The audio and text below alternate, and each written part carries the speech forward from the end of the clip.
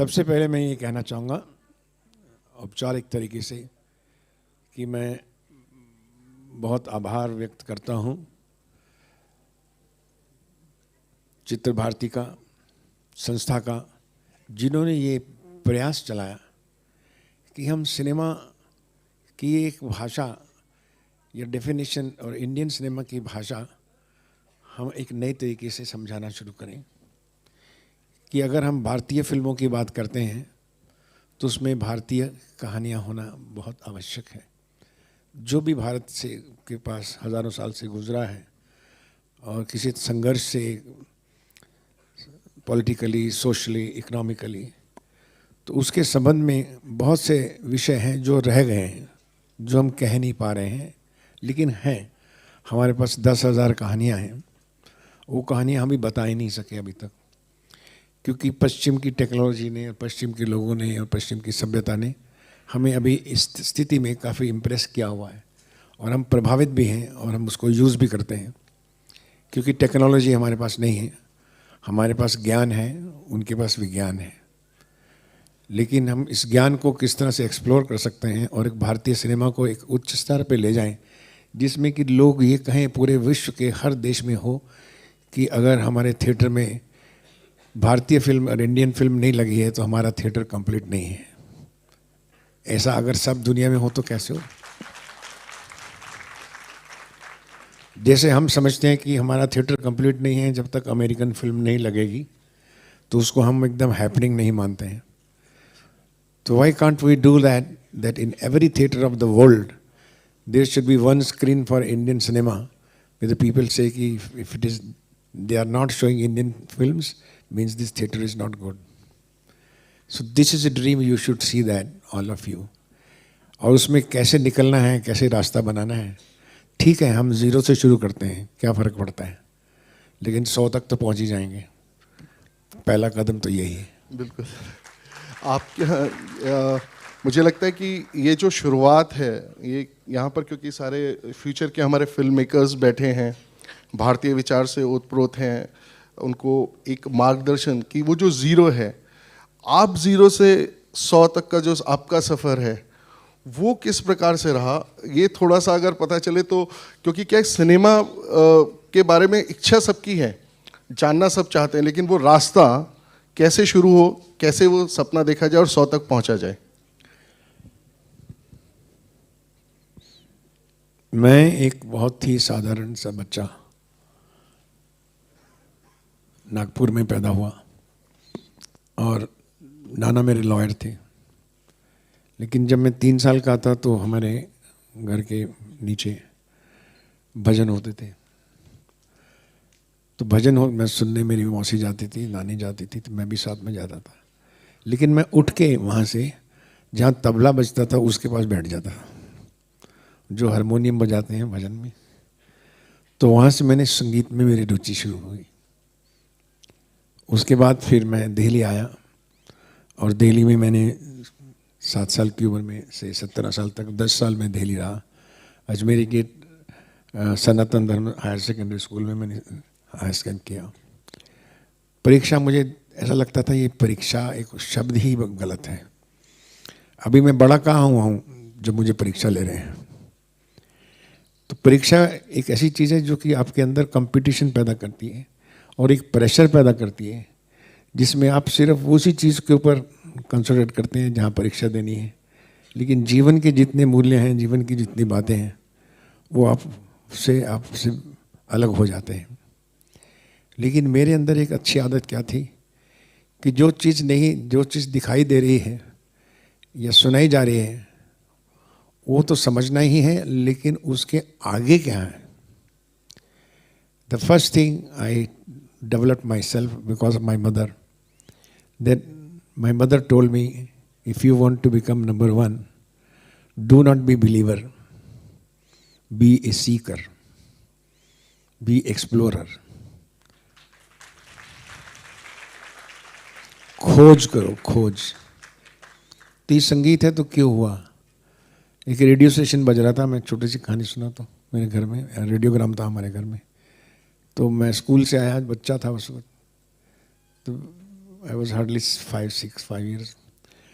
तो मेरी माँ मुझे ढूंढने लगी, किधर गया किधर गया। ढूंढते ढूंढते उन्होंने मुझे पाया कि मैं रेडियो के पीछे छुप के बैठा हूँ।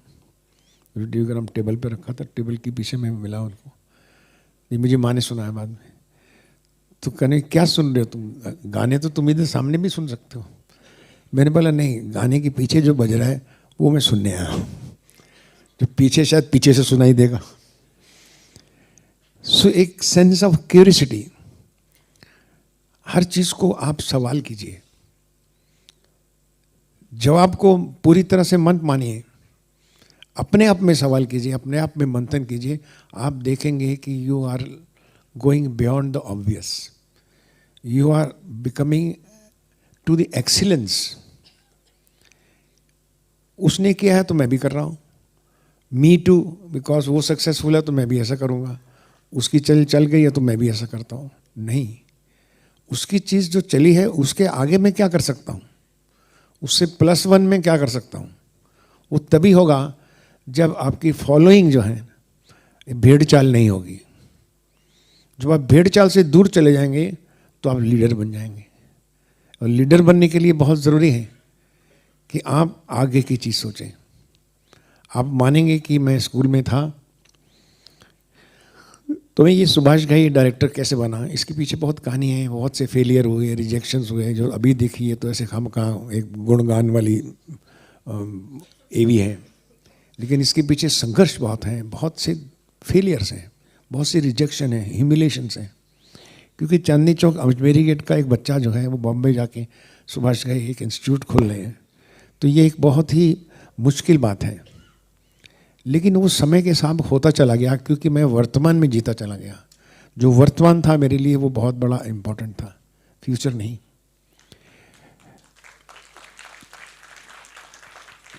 और होती चली गई चीज़ें। तो मैं उस बेसिकली अगर आप देखें सुभाष घई तो he is a story teller. अगर आप मुझसे पूछे कि सुभाष घई क्या है तो मैं कहूँगा स्टोरी टेलर है। वो कहानी अच्छी बताता है, माध्यम कोई भी हो। अगर मैं नॉवलिस्ट होता शायद अच्छा लिखता, लेकिन मैंने ये माध्यम मुझे बहुत इम्पैक्टफुल लगा। स्कूल से भाग के पिक्चरें देखनी शुरू की, इंग्लिश पिक्चरें देखी मैंने, उनमें टेक्नोलॉजी देखी मैंने कि वो प्रेजेंट कैसे करते हैं। हिंदी फिल्म देखी तो मैं उस हिंदी फिल्म की कहानी कैसे बताते हैं सिनेमा के थ्रू।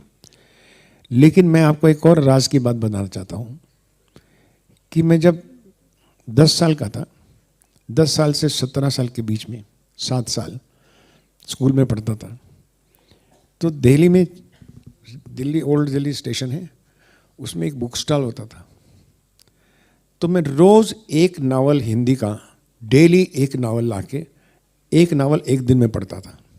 7 साल तक मैंने कितने नावल पढ़ डाले होंगे आपको पता नहीं। अब उसमें प्यारेलाल आवारा हो या मोंटो हो या बंकिम चंद्र हो या टैगोर हो या मैथिली शरण गुप्त हो, यानी कोई छोड़ता ही नहीं था मैं किताब कि ये कहानी कैसे बताते हैं। और कहानियाँ पढ़ते पढ़ते पढ़ते मुझे इमेजिनेशन मेरी बड़ी हुई, क्योंकि कहानी जब आप पढ़ते हैं, जब कोई भी नॉवल पढ़ते हैं तो आपकी इमेजिनेशन बढ़ती है। फिल्म देख के इमेजिनेशन नहीं बढ़ती है, आपकी पर्सनल इमेजिनेशन बढ़ेगी जब आप पढ़ेंगे, प्रसंग को पढ़ेंगे, शास्त्रों को पढ़ेंगे, रामायण को पढ़ेंगे, महाभारत, इतने बड़े बड़े नाटक हैं आपके पास। तो आपको इमेजिनेशन जब आपकी आती है, फिर उससे आप अपना एक्सप्रेशन देते हैं अपने माध्यम से। तो सुभाष घई जो बना है वो आप ये समझ लीजिए कि बेसिकली स्टोरी टेलर हुआ। वो भी मैं आपको बताऊंगा कि कैसे हुआ।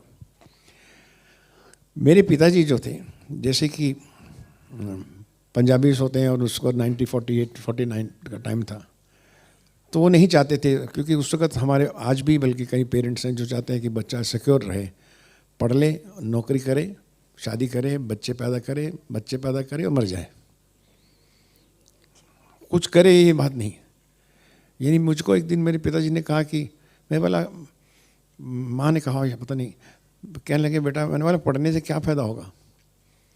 तो बोले कि अच्छी नौकरी मिलेगी। तो मैं बोला मैं नौकरी बनूंगा ना, आप मुझे बोल रहे हो कि तुम बड़ा होकर नौकर बनना है। देखिए कितनी बुरी बात है, ध्यान से सुनिए। तो माँ हंसने लगी, नहीं, तुम पढ़ के विद्वान भी बन सकते हो, तुम लोगों को पढ़ा भी सकते हो। और आज ये हुआ। नौकरी के लिए नहीं पढ़ना, कभी समझने के लिए पढ़ना, अध्ययन के लिए पढ़ना। नौकरी एक प्रेशर है, जो होगा वो होगा। मैं हर दिन एक लाइन क्या सीखता हूँ, कहीं ना कहीं से, समाचार पत्र से या नावल से, या किसी ने इन्होंने कहा, एक लाइन पर डे अगर मैंने सीख ली तो I am going to be there, जहाँ मैं सोचता हूँ होना चाहिए, जहाँ दुनिया आपको चाहती है। एक लाइन पर डे सोचना बहुत ज़रूरी था। और उस तरह से फिर मैंने नाटक में, स्कूल में एक्टिंग करना शुरू किया, डांस करना शुरू किया, गानों में भाग लेना शुरू किया, रुचि आने लगी। मेरे पिताजी चाहते थे कि मैं बीकॉम में चार्टर्ड अकाउंटेंट बनूं। मैं चार्टर्ड अकाउंटेंट के लिए उन्होंने मुझे दिल्ली से दूर एक हॉस्टल में, पंजाब यूनिवर्सिटी थी उस वक्त, रोहतक में भेज दिया कि तुम हॉस्टल में रहो और यहीं तुम बीकॉम पूरी करके दिल्ली आके तुमको चार्टर्ड अकाउंटेंट बनना है। अब चार्टर्ड अकाउंटेंट, एक तो अकाउंटेंट ऊपर से चार्टर्ड, बड़ा टफ एक बच्चे के लिए। उस वक्त आपको सिर्फ पीयर्स याद आते हैं कि तू क्या कर रहा है, तू क्या कर रहा है, तू क्या है। तो सारा आधी शिक्षा आपके परिवार से, आधी शिक्षा आपके जो दोस्त यार हैं स्कूल के, उनसे आती है। तो जब मैं वहाँ पहुँचा, आप मानेंगे, मैं उसकी कहानी भी बताना चाहता हूँ कि 2 महीने की छुट्टियों में मैं अपने कॉलेज के हॉस्टल में, सब बच्चे अपने माँ बाप से मिलने चले जाते थे, लेकिन मैं हॉस्टल में ही रहता था। पिताजी को ये कह के कि मैं अध्ययन करना चाहता हूँ, स्टडी करना चाहता हूँ, और अकेला मैं हॉस्टल में रहता था सर। तो एक कुक था, एक सिक्योरिटी गार्ड था, 3 दोस्त थे। तो वहाँ के जितने लोग, लोकल जो गुणी लड़के थे, किसी को क्लासिकल म्यूज़िक आता था, किसी को ड्रामा आता था, मैंने उनको एकत्रित किया। मैंने बोला चलो इस हॉस्टल में हमारे पास कमरा है, खाली है। तो मैं प्रिंसिपल के पास गया, मैंने कहा सर ये एक हमारा आपने 3 आर्ट्स क्लब बनाया हुआ है, 4 साल से तो काम नहीं कर रहा है, पुराना तबला बाजा पड़ा है, सितार पड़ी है, कोई बजाने वाला भी नहीं है, तो क्या मैं इसके अंदर हम लोग मिल सकते हैं, दोस्तों को बुला सकता हूँ? बोले हाँ, ये तो बिल्कुल धूल लग गई है इसमें। कल्चरल एक्टिविटीज़ के नाम से कॉलेज में या इवन मिनिस्ट्री में भी धूल लगी रहती है। लेकिन जो मेरे दोस्त थे वहाँ पर, एक क्लासिकल म्यूज़िक जानते थे, एक ये जानते थे, उन रोज़ को मैंने महफिल शुरू की और 2-2.5 घंटे हम लोग गीत, संगीत, लिखना, नाटक करना, ये मैंने शुरू किया। और वहाँ से मैंने आर्ट क्लब बनाना शुरू किया। 3 साल तक आप मानेंगे कि हम लोगों ने, मैंने प्ले लिखे, नाटक लिखे, नाटक एक्ट किए, डायरेक्ट किए, और 3 साल हम अपने कॉलेज में, यूनिवर्सिटी में से बेस्ट कॉलेज की ट्रॉफी लेकर आए। वो कॉलेज जो कि 5-6 साल से बिल्कुल ही मरा पड़ा था, कोई एक्टिविटी नहीं होती थी उसमें, कोई करने वाला नहीं था, और आखिर उन्होंने मुझे गोल्ड मेडल दिया यूनिवर्सिटी ने, और मैं वहाँ से दिल्ली आया। अब बीकॉम का सर्टिफिकेट या डिप्लोमा जो भी था, डिग्री थी, वो तो मैं कभी लेने ही नहीं गया, क्योंकि पिताजी के दोस्त थे एक चार्टर्ड अकाउंटेंट, तो बोले इसको इंटर्न लगा देते हैं। तो दिल्ली आकर उन्होंने मुझे बुलाया अपनी क्लिनिक में, डॉक्टर थे वो, डेंटिस्ट थे। तो कहने लगे कि आपकी नौकरी मैंने लगवा दी है, आप इंटर्न काम करेंगे 1 साल कनॉट पुलिस में, खन्ना एंड खन्ना कंपनी है। जब उन्होंने कहा तो मुझे लगा कि मैं फिर फंस गया, फिर आ गया पिंजरे में। अब पिंजरे में मुझे कहाँ भेजेंगे? पिताजी उस टाइम पे, पिताजी उस समय जो पिता थे बहुत ज़्यादा सख्त होते थे, आजकल तो फ्रेंडली हैं, पहले नहीं होते थे। पहले हर पिता को फ्रेंडली होना मना था उस समय पे। फिर भी उन्होंने मेरे चेहरे को देखा, उदास हो गए, उदास चेहरा है। बोले क्या चाहते हो तुम, क्या बनना चाहते हो? बड़ी हिम्मत जुटाई, सांस योगा किया, प्राणायाम अंदर किया। मैंने कहा जी मैं मूवीज़ में जाना चाहता हूँ। मूवीज़ में?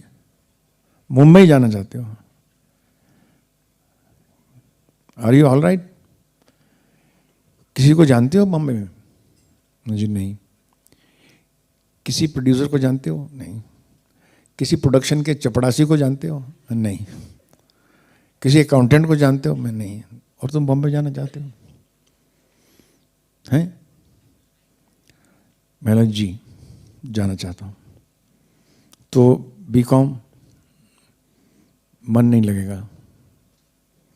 अच्छा। तो उन्होंने एक टेबल से ड्रॉअर ऐसे पीछे किया, एक पेपर निकाला, न्यूज़पेपर, टाइम्स ऑफ इंडिया, बोले पढ़ो। मैंने पढ़ा, उसमें लिखा था applications are invited for all actors, director, writers by FTIA Pune. Poona institute जो है नया खुला है और इसमें जितने भी बच्चे डायरेक्शन, एक्टिंग, राइटिंग पढ़ना चाहते हैं वो अप्लाई करें। जब उन्होंने मुझे ऐड दिखाई तो मैं उनकी तरफ देखने लगा, मतलब क्या है? बोले देखो, अगर तुम्हें बॉम्बे में जाना है तो सबसे पहले ट्रेनिंग जाओ। ये ट्रेनिंग स्कूल खुला है, यहाँ 2 साल पढ़ो, 2 साल और स्ट्रगल करो, 4 साल के बाद मैं तुम्हारा बाप नहीं। और मैं देखता रह गया कि मेरे भाग्य ने कैसे एक अचानक टर्न लिया। वही पिता जो मुझे हिटलर नजर आ रहे थे वो श्री राम लगने लगे।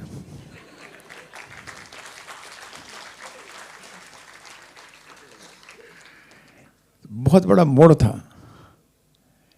तो माँ बाप का भी एक आपके निर्माण में कितना हाथ होता है ये ध्यान रखिए। पूना इंस्टीट्यूट में मैं मिला जाके, एक्टिंग मैंने 2 कोर्स के लिए अप्लाई किया था, डायरेक्टर और एक्टर का। तो VR चोपड़ा थे उस वक्त एग्जामिनर। तो मैंने परफॉर्मेंस करके दिखाया, बोले एक्टर तो अच्छे हो, तो एक्टिंग क्यों नहीं ज्वाइन कर? दिखते भी ठीक ठाक हो। अब जब वो उम्र होती है तो उसमें सबसे पहला आपको एक्टिंग का ही शौक होता है, इसलिए कि आप पर्दे पर आप ही आते हैं, बाकी सब छुप जाते हैं और फ्रंट रनर होते हैं। क्योंकि जब भी आप रेस्टोरेंट में जाते हैं आप टिप वेटर को देते हैं, कुक को नहीं। और यही सिनेमा हॉल का है। उसी तरह सारा क्रेडिट जो है वो एक्टर्स को मिलता है, डायरेक्टर्स, राइटर्स को नहीं। तो मैंने कहा जी मैं एक्टर बनता हूँ, मैं एक्टिंग कर ली। मैंने अब संस्था तो है इसमें। और एक बात यहाँ और मैं आपको बताना चाहता हूँ, क्योंकि जो बातें मैं बता रहा हूँ आपके प्रसंग में ही है। आप कहीं भी जाएं, कहीं भी जाइए, लेकिन जो आप जहाँ वो सीख रहे हैं, जैसे मैं एक्टिंग सीख रहा था, लेकिन पूरी संस्था में और चीज़ें भी चल रही थी, डायरेक्शन, राइटिंग, म्यूज़िक, सब चल रहा था। मैंने सब वो चीज़ें भी सीखी साथ में। आप कहीं भी जाएं, जो चीज़ें आप सीखने गए हैं, लेकिन उसके ऊपर भी बहुत सी उस वातावरण में चीज़ें हैं, उसको आप नदारद मत कीजिए, वो भी सीख लीजिए। पता नहीं कभी काम आ जाएगी। नॉर्मली हम क्या करते हैं, अगर कुछ ट्रेनिंग सेंटर में गए तो वही चीज़ सीखते हैं ना। आपको ईश्वर ने संस्कृति में अपना, ईश्वर ने बहुत सी यूनिवर्सल चीज़ें दी हैं, सबसे कुछ ना कुछ डिराइव करते चले जाइए आप। मैं एक्टिंग कोर्स कर रहा था लेकिन सीख रहा था डायरेक्शन। हमारे अध्यापक थे बंगाल के बहुत बड़े डायरेक्टर्स, ऋत्विक घटक, उनके मैं चरणों में चला गया। हर एक से सीखने की मुझे बहुत इच्छा होती थी। मैं एडिटर के पास चला जाता था, उनके प्रोफेसर्स को मैं गिफ्ट दे देता था, कभी पेंसिल, कभी पेन। तो बोलते ये एक्टर पहला है जो टेक्निकल डिपार्टमेंट में भी बैठा रहता है। मैंने उनसे आस्ता आस्ता साउंड क्या होती है, एडिटिंग क्या होती है, फिल्म एप्रिसिएशन क्या होती है, ये सीखना शुरू किया 2 साल में। एक्टिंग तो मैं सीख ही रहा था, और एक्टर तकरीबन हर आदमी एक्टर ही होता है। आप सब एक्टर्स हैं, हम सब एक्टर्स हैं, कर ही लेते हैं ना। जी बिल्कुल। लेने वाले का फ़ोन कैसे और देने वाले का फ़ोन कैसे, 2 आवाज़ें होती हैं हमारी, है ना। आप पहचान लेना आज शाम को। सब टेक्नीशियन से मैंने प्रेम किया, सबको मैंने कहा मैं आपसे सीखना चाहता हूँ, मुझे कुछ नहीं आता है। और ये बात मैं आज तक भी कहता हूँ। मैं इस संस्था में भी बैठता हूँ, यहाँ पर भी बैठा हूँ, तो इनसे कहता हूँ कि मैं सीखना चाहता हूँ, मुझे कुछ नहीं आता है। आपका वो उस दौर का जो पहला शॉट आपने कैसे लिया, वो बड़ा इंटरेस्टिंग। जी, उसकी कास्टिंग में शत्रुघ्न सिन्हा जो मेरे मित्र थे, जिन्होंने पहले कहानी रिजेक्ट कर चुके थे, लेकिन जब उनको पता लगा कि मैं डायरेक्शन मिल रही है और एनएनसीपी इतना प्रोड्यूस कर रहा है, बड़ा प्रोड्यूसर, तो मान गए। दूसरे डिफ़िकल्ट कैरेक्टर्स थे उसमें प्रेमनाथ जी, जो कि बहुत ही डिफ़िकल्ट थे, लेकिन कहीं ना कहीं उन्होंने मेरे साथ एक पंजाबी फिल्म की हुई थी तो मुझसे प्यार करते थे। एक बात मैं आपको एक और बताना चाहता हूँ यहाँ पर, इन एनी फील्ड आप कमज़ोर हैं, कमज़ोर आपको आप लोग एक्सेप्ट कर लेंगे, आप बहुत कमज़ोर हैं तब भी एक्सेप्ट करेंगे, लेकिन जहाँ भी आप जाएं यू शुड बी लाइकेबल। अगर आप लाइकेबल पर्सन नहीं हैं, आप विद्वान भी हैं, पढ़े लिखे भी हैं, क्वालिफाइड भी हैं, आपको स्थान नहीं देगा वो दूसरा आदमी। तो अपनी नेचर में बनाइए कि I should be, I was very likeable.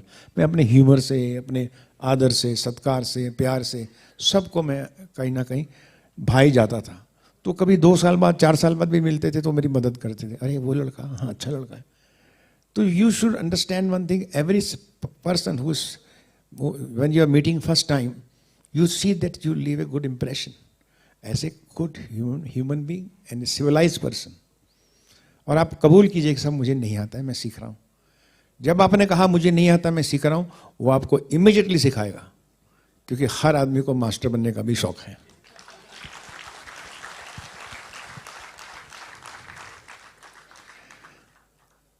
तो कालीचरण के बाद जब पहला शॉट जब उन्होंने कहा, तो पहला शॉट में था कि मुझे फोटोग्राफी का कुछ इल्म नहीं था। तो मैंने अपने एक पुराने मेरे एफटीआई के दोस्त थे के महाजन, बहुत अच्छे फोटोग्राफर थे, अवार्ड विनिंग थे, मेरे साथी थे, स्ट्रगलर थे। तो मैंने उसको कहा, भैया देखो मुझे ये टेकिंग वेकिंग नहीं आती है, लेकिन मैं इमेजिन से बता सकता हूँ कि ये इस तरह से विजुअल होगा, तो तुम एग्जीक्यूशन तुम कर लेना। बोला हाँ मैं संभाल लूँगा। तो हम दोनों में समझौता हुआ। अब पहला शॉट जो था वो सीन था जहाँ पर शत्रुघ्न सिन्हा प्रभाकर का श्रीवास्तव की डेथ सीन है, जहाँ वो हॉस्पिटल में पड़ा है और उसे वो नंबर 17 कागज़ मिलता है। जब वो फर्स्ट सीन था हमारा, और प्रेमनाथ जी बाहर घूम रहे हैं। मैंने पहले दिन चालाकी क्या की कि ताकि मैं कोई 2-4 दिन पहले से शूटिंग करूं जिसमें इनको डायलॉग ना बोलने पड़े, ये मूक रहें, म्यूट रहें, ताकि मैं अपना काम करता रहूं। उतनी देर में 2-4 दिन में भी वार्म हो जाऊंगा। तो मैंने शत्रुघ्न को तो लिटा दिया, यू आर डाइंग। और प्रेमनाथ जी को बोला आप घूम रहे हैं, बोले डायलॉग नहीं है। अब लेकिन जब मैं शॉट लेने लगा प्रेमनाथ जी का, प्रेमनाथ जी बहुत वेटरन थे उस वक्त, तो मैंने ट्रॉली शॉट लगाया जहाँ वो पेश कर रहे थे, तो मैंने पीछे से कैमरा लगाया, वो ऐसे जा रहे थे।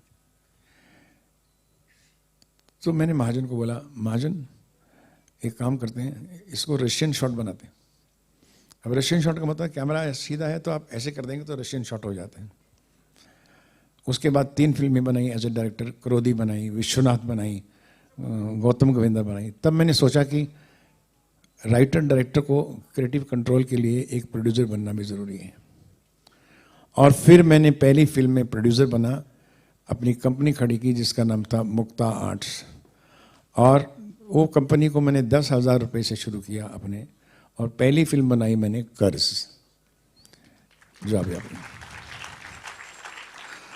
और वो फिल्म जब मैं प्रोड्यूसर बना तो आप मानेंगे कि उसकी पूरी प्रोडक्शन एक्टिविटीज़ जो थी, पूरा ऑफिस मेरे घर का किराए का घर था, उस घर के ड्राइंग रूम में मैंने फिल्म बनाई। उस वक्त ऑफिस नहीं था मेरे पास। ऑफिस मैंने कर्ज पिक्चर के बाद लिया, और 4 पिक्चरें 5 पिक्चरें डायरेक्ट करने के बाद मैंने मकान लिया। तब तक मैं किराए में रहता था। क्यों? इसलिए कि कालीचरण जब मेरी फिल्म हिट हुई, मेरे पास 10 प्रोड्यूसर आए कि ये हिट हो गया, डायरेक्टर बहुत नाम हो गया है, कुछ 10 लाख रुपया को 50 लाख रुपया लेके कि अब हम साइन करना चाहते हैं। मैंने कहा नहीं, मैं एक ही फिल्म 1 एट अ टाइम बनाऊंगा। संयम था, कंट्रोल था मुझे कोई पैसा कभी अट्रैक्ट नहीं किया आज तक, कोई ग्लैमर मुझे अट्रैक्ट नहीं किया। एक दिन मेरी बीवी नाराज़ हो गई। बीवी नाराज़ होती हैं क्योंकि खर्च, रुतबा बढ़ता है तो खर्चा भी बढ़ जाता है। अरे सुभाष घई की बीवी हो, साड़ी तो अच्छी पहन के जानी चाहिए, जाओ भाई। तो एक बहुत तकलीफ में थी बेचारी एक दिन, जो होती भी है कभी। हम लोग भी एक ही फिल्म कर रहे थे तो उसका बस इतना सही पैसा था। तो उसने देखा कि घर में इतनी तंगी चल रही है और इनके नखरे ऐसे हैं कि लाखों रुपए लोग लेके आ रहे हैं, बाहर भेज रहे हैं इनको। तो एक दिन उन्होंने मेरे को शाम को कहा कि सब लोग फ़ोन करके कह रहे हैं कि आपका दिमाग खराब हो गया, एक फिल्म हिट क्या हुई, पागल से हो गए सुभाष जी। मेरे बात लोग सोचते हैं ना, लोगों को सोचने तो सबसे बड़ा रोग क्या कहेंगे लोग।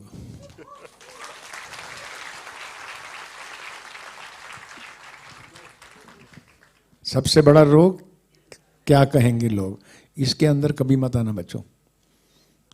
जो तुम्हें सही लगे, स्वस्थ लगे, वही करना।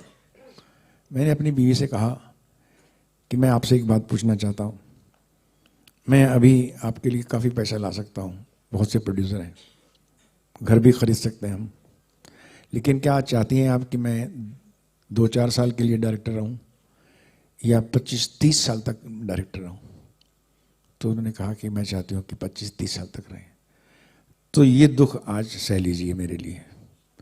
और फिर जब मुक्ता आर्ट्स की सिल्वर जुबली हुई, जिसमें दुनिया के सबसे बड़े बड़े लोग आए और हमने 11 हिट फिल्म बनाई लगातार उस 25 साल के अंदर, लगातार 11 हिट फिल्में बनी। जब सिल्वर जुबली बनाई तो मैंने अपनी बीवी को स्टेज पे बुलाया, मैं बोला आशा करता हूँ कि आपका वो जो डिसीजन था, जो आपने मेरा साथ दिया कि मैं आज का दुख सह लूँगी, अब जो रिजल्ट आ गया है। तो ये 25 साल तक, 30 साल तक मैं डायरेक्टर रहा हूँ तो इनकी वजह से रहा हूँ, ये श्रेय मैंने उनको दिया। Today's pleasure is tomorrow's pain and today's pain is tomorrow pleasure. आज का दुख कल का सुख है और आज का सुख कल का दुख है। मैं आपको एक छोटी सी कहानी, बिकॉज राइटर हूँ। कल ही मेरे एक दोस्त यहाँ मिले मुझे दिल्ली में, नाम नहीं लूँगा, वो बहुत बड़े रईस आदमी, बहुत बड़ी कंपनी है उनकी, और वो मेरे पास आए कि साहब मेरा कुछ डॉक्यूमेंट्री बन रही है, उसके बारे में कुछ आप बोल दीजिए। मित्र थे पुराने, तो उन्होंने अपनी कहानी सुनाई बात करते करते कि सुभाष, मैंने बोला आपने इतने साल में कितने हजार, बोले कुछ 10-12 हज़ार करोड़ की कंपनी हो गई हमारी, लेकिन संतुष्टि नहीं है, शांति नहीं है, पारिवारिक झगड़े बहुत बढ़ गए हैं। तो मैंने बोला आपका निष्कर्ष क्या है?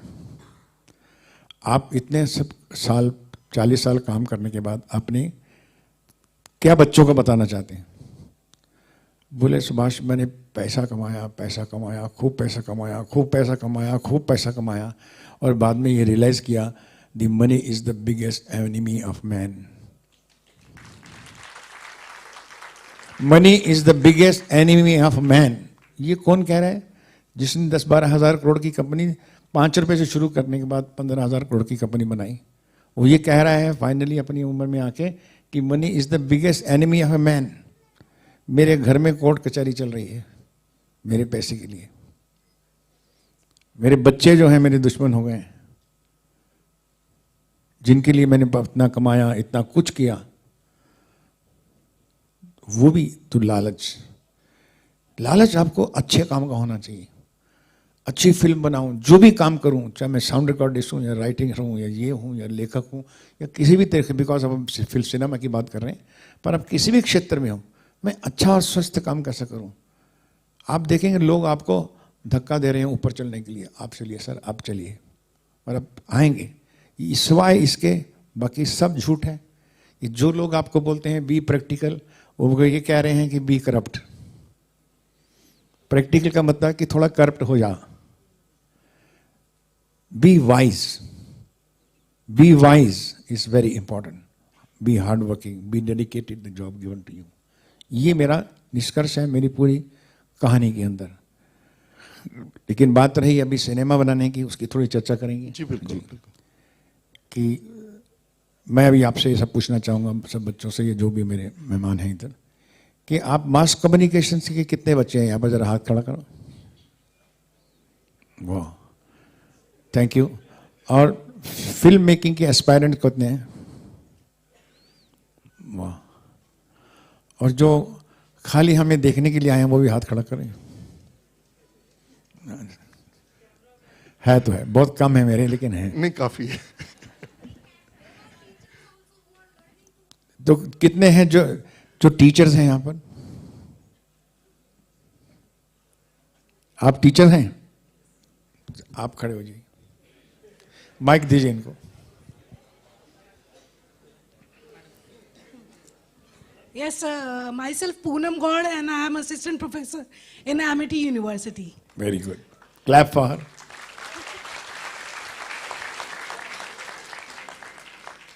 अब सवाल जवाब करेंगे हम लोग, है ना? Okay. बातचीत करेंगे।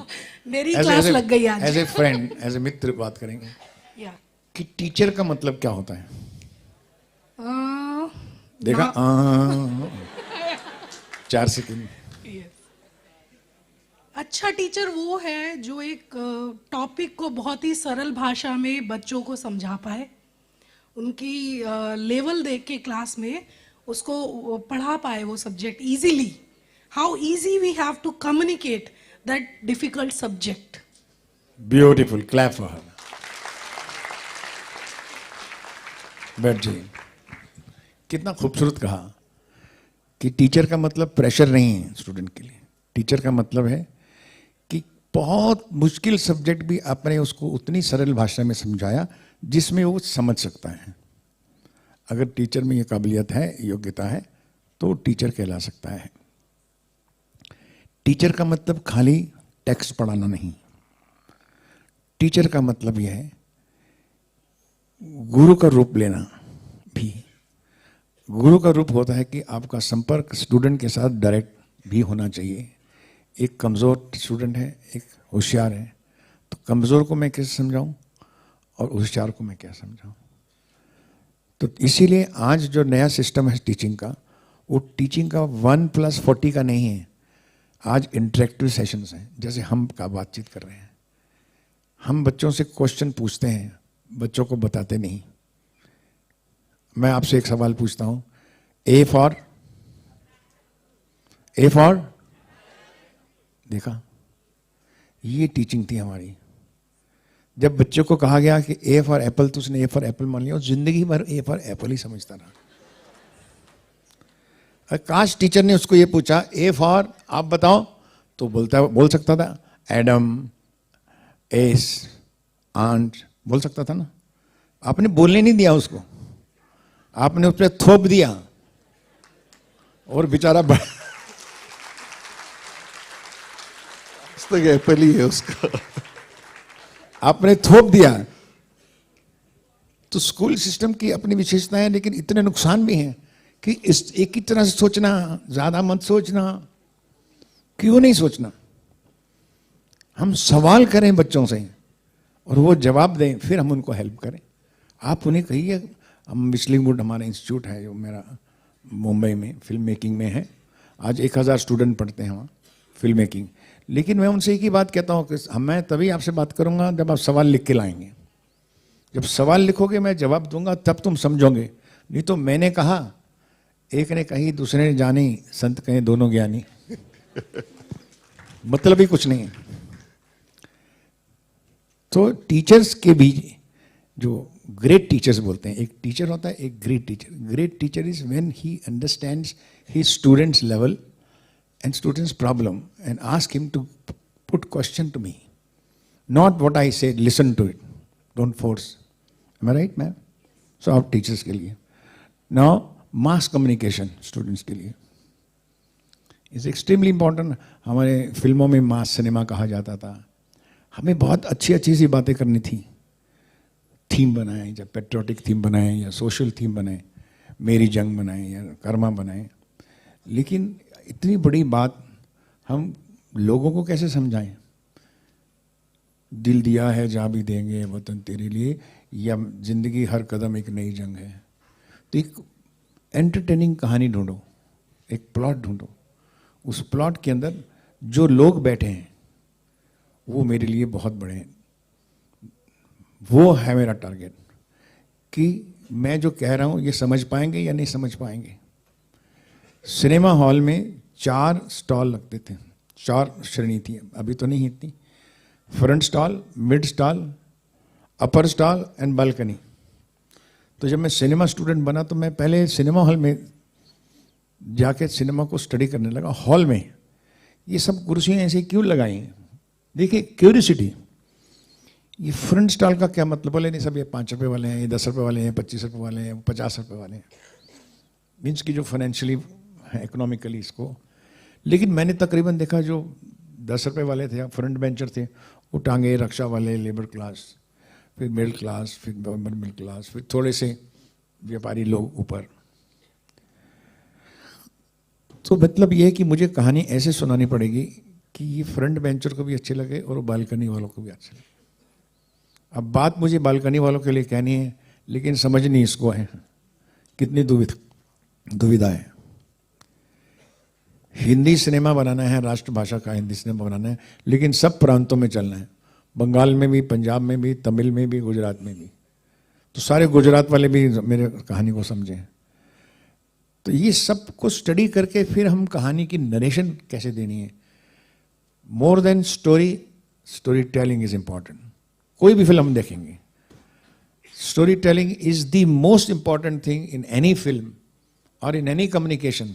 The way you tell a story, the way you sell a thing, the way you communicate a thing, the way you communicate is more important than the topic itself. अच्छे टॉपिक और अच्छी कहानियां जो हैं वो पर्दे पे या बर्बाद हो जाती हैं, लेकिन सिंपल सी कहानी अगर आपने अच्छे तरीके से बताई, लोगों को घर कर जाती है, दिल करती है। तो it is very important for all writers and communications and students कि कम्युनिकेशन का मतलब बेस ये समझ लो, एक सेंडर होता है, एक रिसीवर होता है, दोनों का नेटवर्क मिलना बहुत ज़रूरी है। अगर सुनने वाले का नेटवर्क जो है गड़बड़ है तो मतलब बोलने वाले में गड़बड़ है, कमज़ोरी है।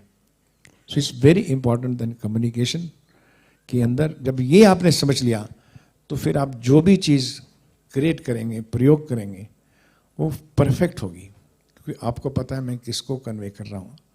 आज सिनेमा बदल गया है, आपने देखा। मुझे कल किसी ने सवाल पूछा बच्चे ने कि भाई पहले कैसे होता था सिनेमा, आज कैसे है। मैं बोला वो वैसे ही था। पहले हमारे दादाजी के लिए सिनेमा था, फिर मेरे पिताजी के लिए बना, फिर मेरे लिए बना, अभी मेरे बच्चों के लिए बना है। जो मेरे बच्चे हैं जो वो फेसबुक और ट्विटर के बच्चे हैं, अभी उनका सिनेमा है। तो मुझे अपनी कहानी उनकी तरह से बतानी है। मेरा सिनेमा 80s 90s का है, 70s का है, इनका सिनेमा जो है अभी आज का है। तो जो हमारे पिताजी के साथ आपने पुरानी फिल्में देखी होंगी तो एक गाने पूरा गाना एक शॉट में हो जाता था। गाना गा रहा है तो गा ही रहा है, गा ही रहा है, गा ही रहा है, अरे बंद तो करो, नहीं। क्योंकि दादाजी, परदादाजी बैलगाड़ी में जाते थे, ट्रेन में भी जाते थे कभी कभी, और ट्रेन का सफ़र उनके लिए लग्जरी होती थी। साल में एक बार जाना है कहीं शादी पे। चिट्ठी भी पहुंचती थी तो 7 दिन के बाद पहुंचती थी घर में, गांव में। तो सब कुछ बदल गया है। जब बदल गया है तो सिनेमा भी बदल गया है, जो ऑडियंस का टेक्सचर बदला है। क्या नहीं बदला है? सत्य, जो इंसानियत सत्य है, ह्यूमैनिटी, इमोशंस, नौरस, काम, क्रोध, लोभ, मोह, अहंकार, करुण रस, ये नहीं बदले कि ये हजारों साल से नहीं बदले हैं। Ramayana, Mahabharata will always be told whether Facebook comes और Twitter comes, does not matter. अब उसके एपिसोड बनने शुरू होंगे, वो टेक्निकली उस तरह से बताने शुरू करेंगे, एनिमेशन से बताएंगे। तो technology can never take over content. Technology will tell you, but today people would like to see this way. Style change होगा उसका, लेकिन आपकी नैरेटिव जो है वो according to medium, according to situation, according to technology होना बहुत ज़रूरी है। कि मैं कौन सी, मैंने अगर यूट्यूब के लिए मैंने फिल्म बनानी है या प्रसंग बनाना है तो मैं कैसे बनाऊंगा। सिनेमा के लिए मुझे बनाना है तो मुझे एक विशाल बनाना है। सिनेमा में, टेलीविज़न में, यूट्यूब में क्या फ़र्क है, ये मुझे बहुत समझना बहुत ज़रूरी है। सेम कहानी मैं तीनों माध्यम से तीन कहानियाँ बताऊँगा, उसकी नैरेटिव भी अलग होगी।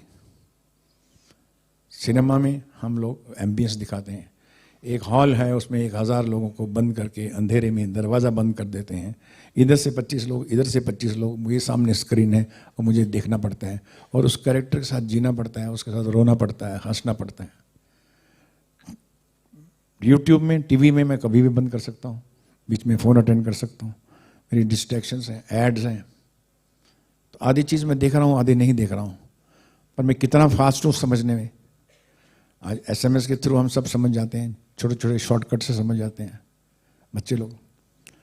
तो आज की भाषा क्या है, आज का विचार क्या है? विचार जो हैं वो बदलते हैं थोड़े से ट्रांजिशन में। जैसे इम्पेशेंस है हमारी हर चीज़ में है। हमने कहा कि बड़ों का आदर, जैसे मैं आपको बताता हूँ कि आज मेरे स्टूडेंट्स हैं वेस्ली वुड्स में, उनका मेन प्रॉब्लम क्या होता है? मैं पूछता हूँ, 2 प्रॉब्लम है। वो कहता है जी एक तो हम लो एस्टीम है हमारी। लो एस्टीम का मतलब कि मैं अपने बारे में इतना नहीं जान पाता कि मैं सक्सेसफुल होऊंगा या नहीं होऊंगा। और दूसरा, मैं कंफ्यूज रहता हूँ। तो मैं उनसे एक ही बात कहता हूँ, सुनो, सोशल मीडिया ने आपको दिया है नॉलेज, दिया है, जो आपके पिता माता को नहीं दिया, मुझे भी नहीं दिया। पर आपका क्लिक के पर नॉलेज है। किसी भी चीज़ पे आप ऐसे टिक करते हैं, दुनिया मालूम पड़ जाती है। हमें तो रिसर्च लाइब्रेरी जाना पड़ता था, किसी से पूछना पड़ता था। तो you are blessed that you have this knowledge through your social media, through your net, but you are cursed, that you have a social media. I tell you why. That every evening, every morning, there is a new truth. There is a new argument.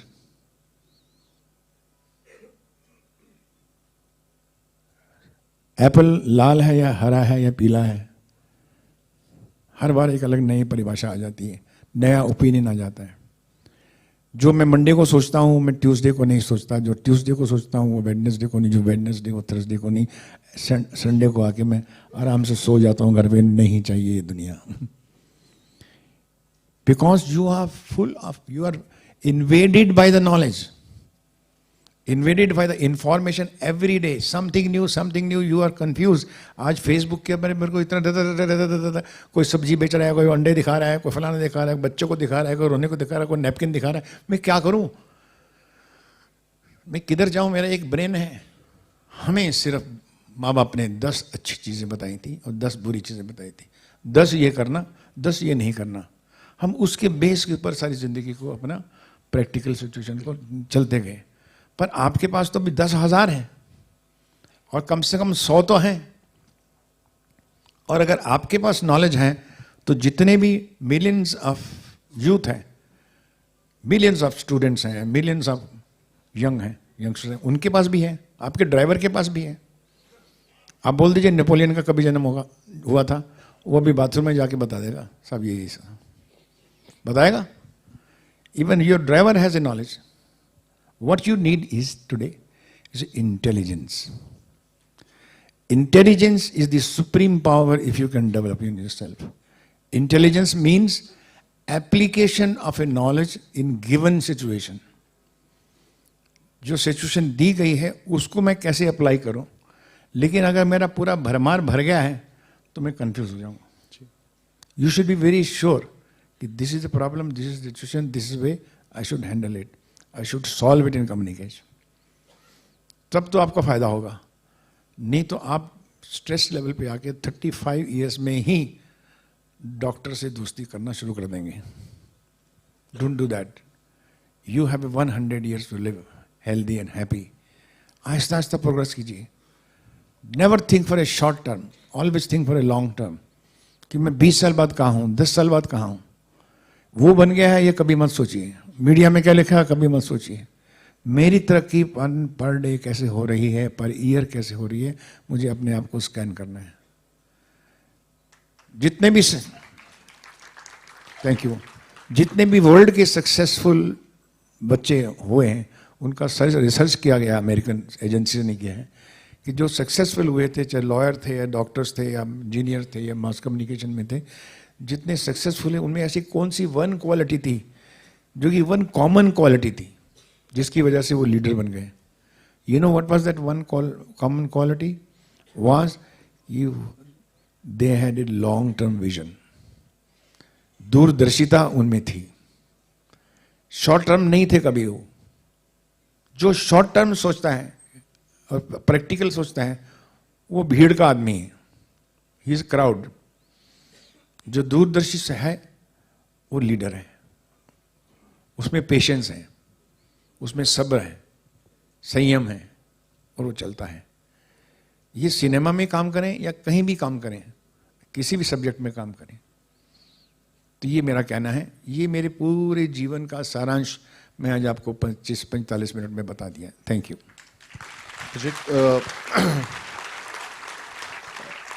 शायद हम सब लोगों को जो 45 minute में सुभाष जी ने जो अपनी एक जर्नी बताई है और जिसको जीने में उन्हें इतना लंबा समय लगा, ये एक बड़ा वैल्यूएबल हमारे लिए नॉलेज है, जानकारी है।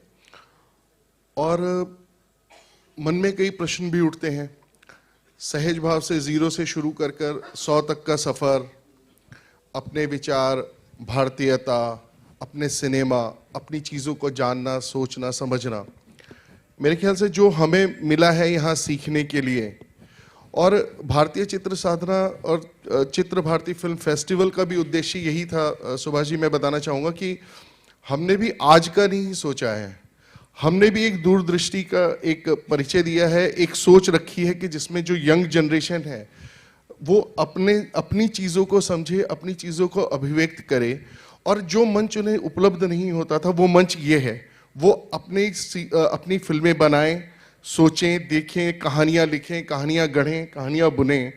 और जो आप लोगों से मार्गदर्शन मिला है, अगली बार जब हम फिल्म फेस्टिवल करेंगे तो हम चाहेंगे कि यहाँ जो बैठे हुए बच्चे हैं उनकी फिल्में वहाँ पर दिखाई जाएं, और आप फिर हमारे साथ हों और ये लोग इस वक्त, पल और लम्हे को याद करें कि कैसे उन्होंने सीखा था।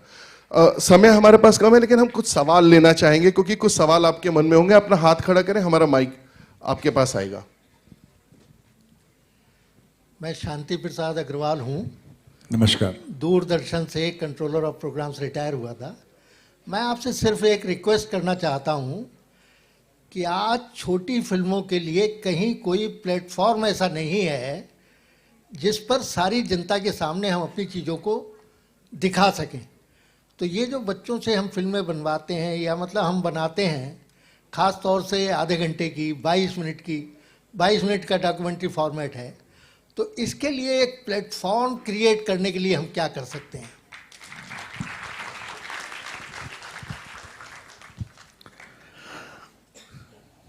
ये बहुत अच्छा सवाल है, लेकिन सवाल में जवाब भी आप ही के पास है।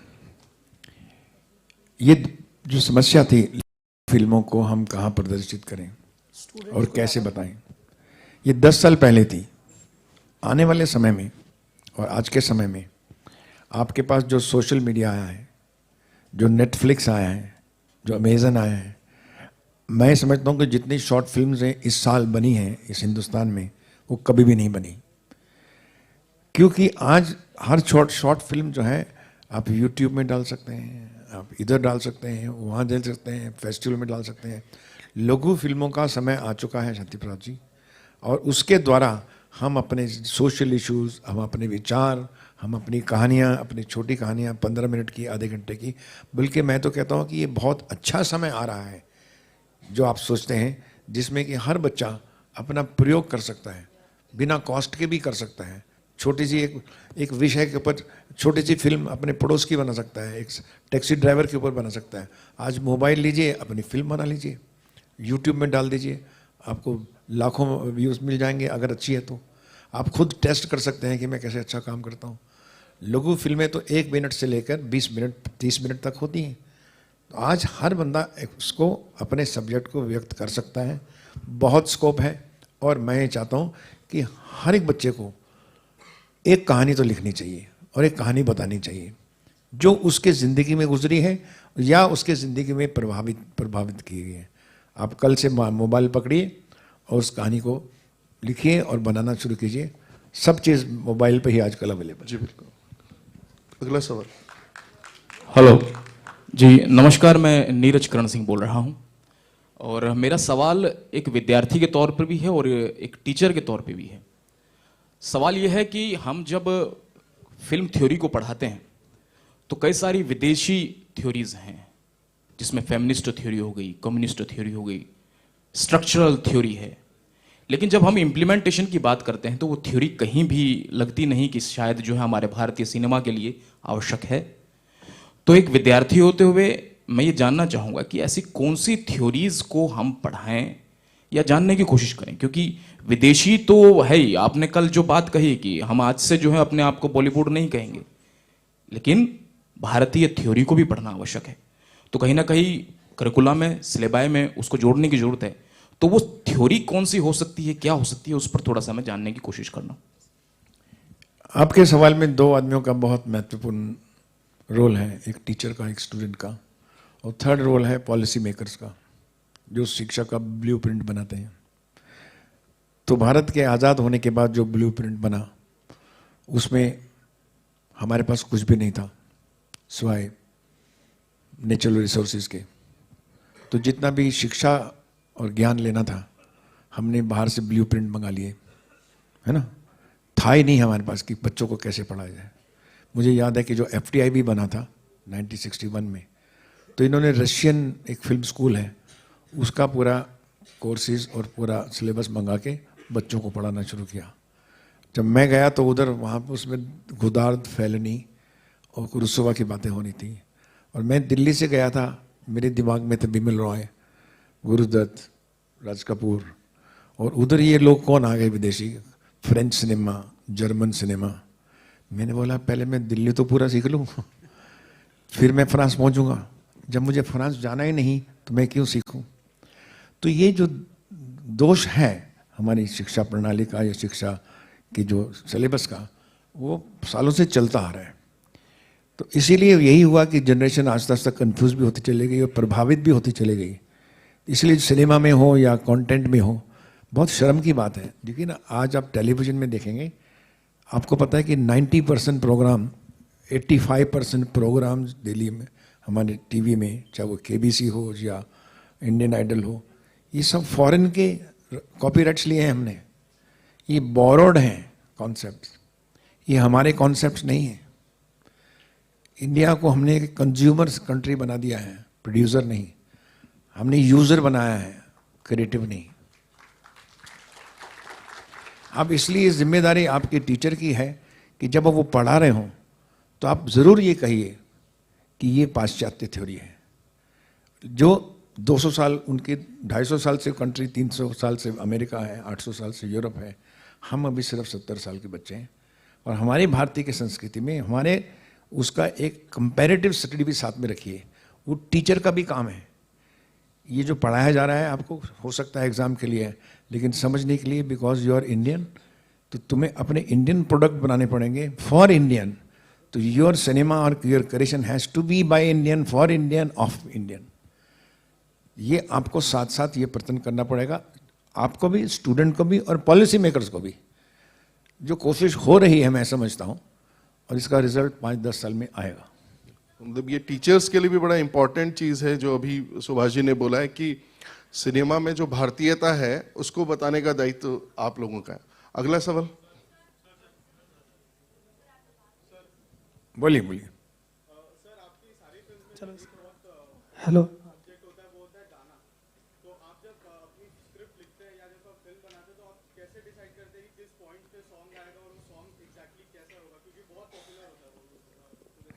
इनका सवाल यह है कि आपकी फिल्मों के अंदर जो एक इम्पॉर्टेंट फैक्टर होता है वो गाना, तो आप कैसे लिखते हैं गाना की स्क्रिप्ट में कि गाना इस स्थिति पे आएगा, इस सिचुएशन में आएगा, इस सिचुएशन में आएगा।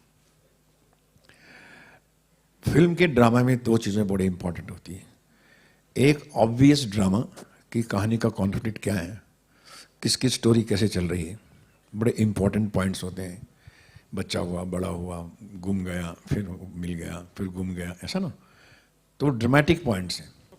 लेकिन कुछ चीज़ें फिलॉसफी होती हैं जिसमें कि हम किसी का दर्द बताना चाहते हैं, जिसकी आंतरिक उसकी भावना बताना चाहते हैं, पर हमें लगता है अगर हम इसको सीन में बताएंगे, डायलॉग में बताएंगे तो बहुत बोरिंग लगेगा। यू नो, अगर हमने, एक आदमी आके कहता है कि हर कर्म अपना करेंगे भैया, और अरे दिल दिया है तो जा भी देंगे, हाँ है वतन तेरे लिए, तो बोलेगा बंद करना यार मेरे भाषण में, वो भाषण लगेगा।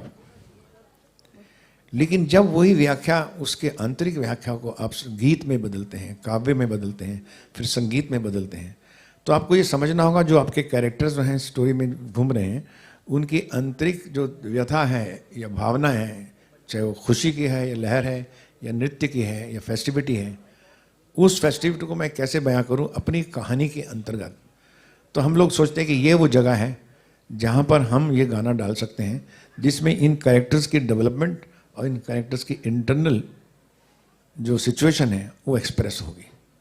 इसलिए हमारी मेरी फिल्मों में आपने देखा होगा कि गाना हमेशा कहानी से जुड़ा होता है। कहानी से जोड़ के गाना होना ही उसकी इम्पोर्टेंस है। नहीं तो कई हिट गाने हैं अभी भी फिल्म में अलग लगते हैं, सुनने में अलग लगते हैं, फिल्म में उनको कोई मतलब भी नहीं है। अभी काला चश्मा क्यों गाना है वहाँ मालूम ही नहीं है ना। तो ये बहुत इम्पोर्टेंट है कि सॉन्ग मीन्स कविता, कविता मीन्स आंतरिक भावना उस चरित्र की जिस सिचुएशन से गुजर रहा है। हेलो नमस्कार सर, मैं इधर सर, मेरा नाम अतुल कुमार है। मैं भीमराव अम्बेडकर कॉलेज दिल्ली यूनिवर्सिटी में पढ़ाई कर रहा हूँ मास कम्युनिकेशन। जरा हाथ खड़ा करेंगे जी तो सर। हाँ, मैं ये जानना चाहता हूँ कि सर आपने कई सारी कहानियाँ लिखी हैं, आप डायरेक्टर भी हैं, राइटर भी हैं, लिरिक्स भी लिखते हैं। तो अगर कोई राइटर आपके पास आता है, अगर वो कोई स्क्रिप्ट लिखता है तो वो कुछ अपनी कहानी को जिस तरीके से कहना चाहता है वो उस आधार पे अपनी कहानी की रचना करके एक डायरेक्टर के पास लाता है या प्रोड्यूसर के पास लाता है। और जब वो कहानी एक डायरेक्टर के पास पहुंचती है तो वो निर्देशक उसमें क्या कुछ बुनियादी बदलाव करता है, क्योंकि डायरेक्टर भी एक कहानी को कहने वाला ही है, वो भी कहानी कहना चाहता है। तो मैं इन बुनियादी अर्थों को समझना चाहता हूँ कि डायरेक्टर के पास जब कहानी पहुँचती है तो उसमें वो क्या बदलाव जरूरी समझता है जो उस कहानी की मूल भावना को भी बचाए रखे और जिसने कहानी लिखी है उसकी कहानी भी बची रहे।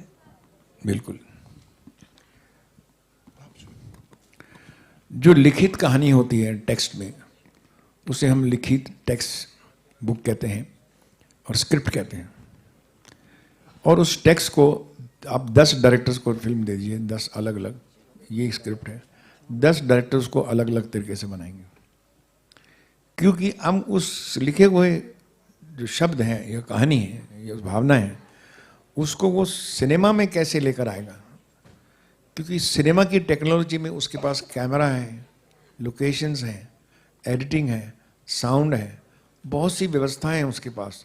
सब व्यवस्थाओं को कैसे वो यूज़ करेगा वो उसका टैलेंट होता है कि ये व्यथा जो है मैं गाने में लेके जाऊं और ये सीन है तो मैं सीन का किस तरह से डिज़ाइन करूं, वो बहुत इम्पॉर्टेंट होता है। मैं आपको इसमें एक एग्जांपल देता हूं ताकि आपको जल्दी समझ आ जाएगा। आपने फिल्म ताल देखी? जी, जिन्हें देखी है हाथ खड़ा करो। जी, बहुत थैंक यू। उसमें एक सीन है ताल फिल्म में जिसमें कि अक्षय खन्ना अपने घर के कोने में घर जल जाता है और वो उसके अंदर वो एंटर करके अपने स्कार्फ को लेके आता है और उसका हाथ जल जाता है और वो हॉस्पिटल में बैठा है और अमरीश पुरी जो उनके पिता हैं वो आते हैं। सीन याद है आपको? जी। पिता, अभिमानी पिता देखता है कि मेरा पुत्र जिस प्रेम में पड़ा है और जिसके लिए मैंने मना किया है उस प्रेम के चक्कर में एक जलते हुए आग में चला गया और जाके एक स्कार्फ उठाने के लिए, और वो उसकी अकेली औलाद है। तो अमरीश पुरी आके बोलते हैं कि तुम्हें मालूम है कि तुम्हारा प्रेम कितना स्वार्थी है, तुम्हारा प्रेम ये भी भूल गया कि पिता का भी एक प्रेम होता है, तुम्हारा प्रेम ये भी भूल गया कि परिवार का भी एक प्रेम होता है, और तुम्हारे प्रेम से मुझे और भी ज़्यादा नफरत हो गई है। वो प्रेम क्या जिसमें इतना स्वार्थ हो, और तुम अगर मर जाते, चले जाते, तुम सोचते थे कि मैं क्या होता, मैं खाक हो जाता पिता बनकर। दुनिया पूछती तुम्हारा बेटा प्रेम में, लड़की के प्रेम में जल कर मर गया, मैं क्या कहता। तो मुझे तो एक लंबी सी बहुत खूबसूरत स्पीच थी जो रुला देने वाली थी, और आपका पूरा जो भार है वो पिता की तरफ चला जाता है कि बाप जो कह रहा है अपनी व्यथा वो सही कह रहा है। फिर लड़का कहता है कि, फिर लड़के का एक आर्गुमेंट था कि हम जब पैदा होते हैं, बड़े होते हैं, तो हमारी भी कुछ आकांक्षाएं होती हैं, मेरा भी कुछ हक है कि मैं अपने जीवन साथी चुनूं, अमीर गरीबी तो नहीं। फिर उसके ऊपर उसका लेक्चर था, तो कुछ 2.5-3 पेज का सीन था, आपको मालूम है, जो मेरे राइटर ने, डायलॉग राइटर ने, मैंने ही मतलब कह लीजिए लिखा था। और जब सीन सुनाया गया हमारे पूरे यूनिट को तो सबको बहुत पसंद आया कि साहब इसमें तो आर्गूमेंट में ही 3 क्लैप पड़ने वाली, कभी बाप को, कभी बेटे को, कभी बाप को, कभी बेटे को। वंडरफुल सीन टेक्स्ट में। जिस दिन शूटिंग शुरू हुई, मैं सुबह घर से निकला तो मैंने सोचा कि ये सीन नहीं होना चाहिए। मैं सेट पे पहुंचा, अपने चीफ असिस्टेंट को बुलाया, मैंने बोला ये सीन नहीं होना चाहिए, क्योंकि इस सीन में दो बातें हैं। एक तो ये बहुत लंबा सीन है, तीसरा ये भाषण है, और तीसरी बात यह है कि ऑडियंस कंफ्यूज हो जाएगी कि बाप भी ठीक है, ये भी ठीक है। Our story is not about two rights. Our story is not a father and son. Our story is about the girl and his intense love for the girl. हम ये सीन में बह के हमने लिख दिया है सीन, क्या क्या अच्छी अच्छी लाइनें लिखी हैं, तालियां पड़ेंगी होगा वो लिखे, लेकिन ये गलत है। ये हम भ्रम में आके उसमें आकर्षित हो गए हैं। तो मैंने क्या किया, वो सीन को कहा कि इस सीन को हटा दो, एक कागज़ पेन दो, और वो पूरा 4 पेज का सीन 1 पेज में कर दिया मैंने।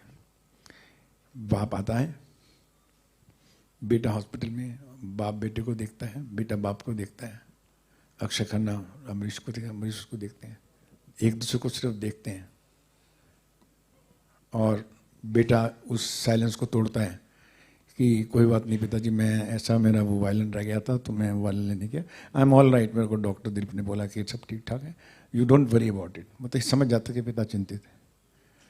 पिता तकिए के पीछे एक स्कार्फ को देखता है, स्कार्फ उठाता है, उसके गले में डालता है, और बेटे को बोलता है कि बेटा अगर झूठ बोलना ना आता हो तो झूठ नहीं बोलना चाहिए। नमस्कार सर। और वो सीन खत्म हो जाता है, सही सीन खत्म हो जाता है। अब बताइए वो लंबा सीन अच्छा या छोटा सीन अच्छा? ये डायरेक्टर का काम होता है कि यहाँ पर मुझे सीन की डिजाइनिंग कैसे करनी है, बात भी वही कहना है। तो डायरेक्टर उस सीन को पढ़ के फिर अपने तरह से डिजाइन करता है, वेयर द डायरेक्टर कम्स।